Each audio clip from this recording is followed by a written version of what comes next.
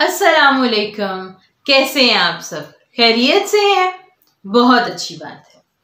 अच्छा, आज जो मैं कहानी लेकर आई हूँ वो एक छोटे से चूहे की है जिसका नाम था जीनू। तो जीनू की कहानी शुरू करने से पहले आप मेरे चैनल को सब्सक्राइब कर लें और बेल का बटन जरूर दबा लें। बहुत शुक्रिया।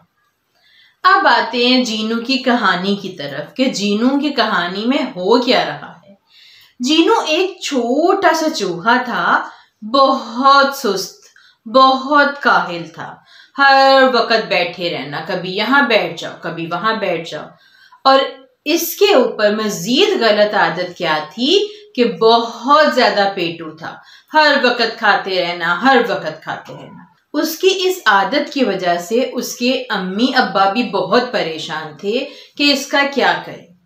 फिर एक दिन तंग आकर उसकी अम्मा ने उसे कहा कि जीनू बेटा, तुम बहुत खाते हो, तुम तो मेरा और अब्बा का खाना भी खा जाते हो, तो भाई अब से तुम अपना खाना खुद ढूंढा करो और खुद खाया करो।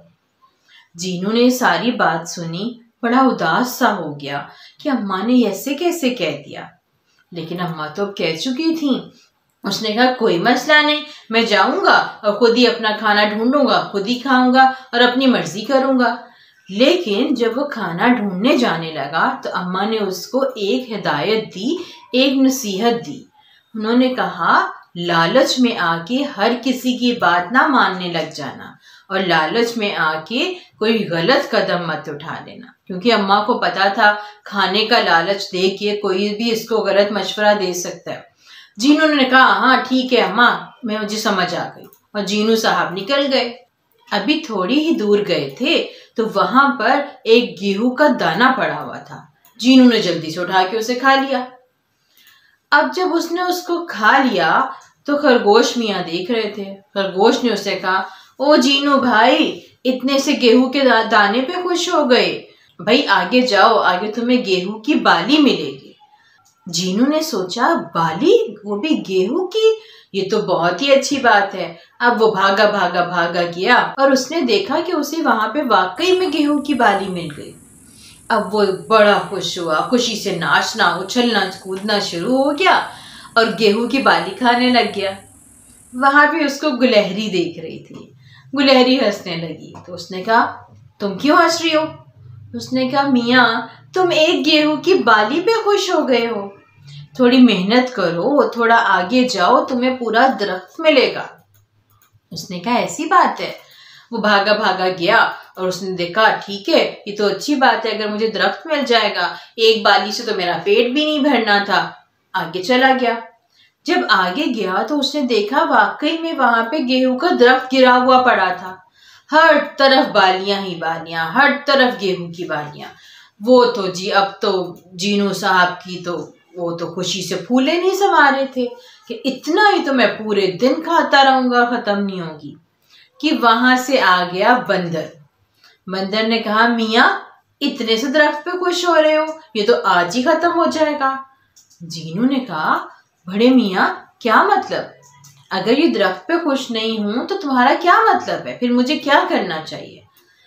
बंदर ने कहा मियाँ, कोई ये 50 कदम के फासले पे गेहूं की फसल है, भाई वहां जाओ और पूरी जिंदगी आराम से गुजारो।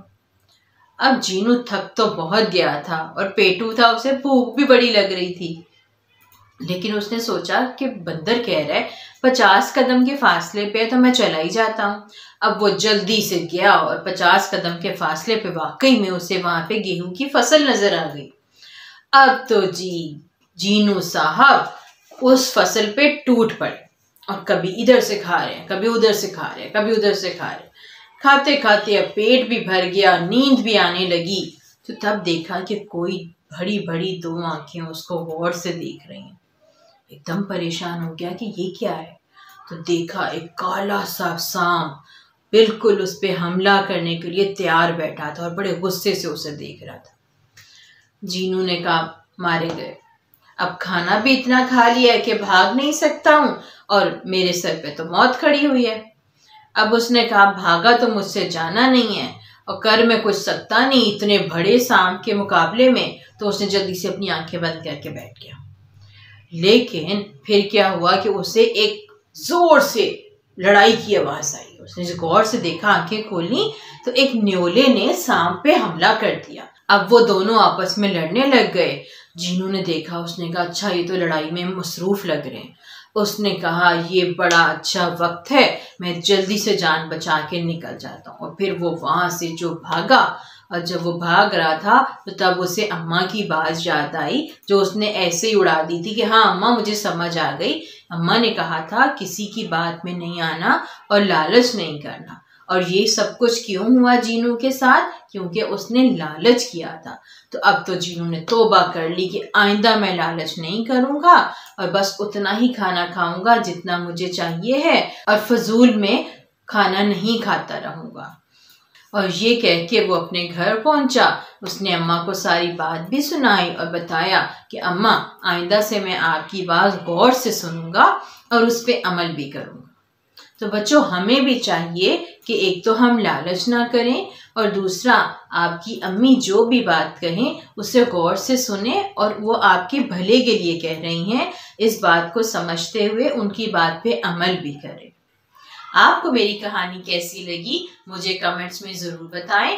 अगली कहानी तक के लिए अल्लाह हाफिज, खुश रहें।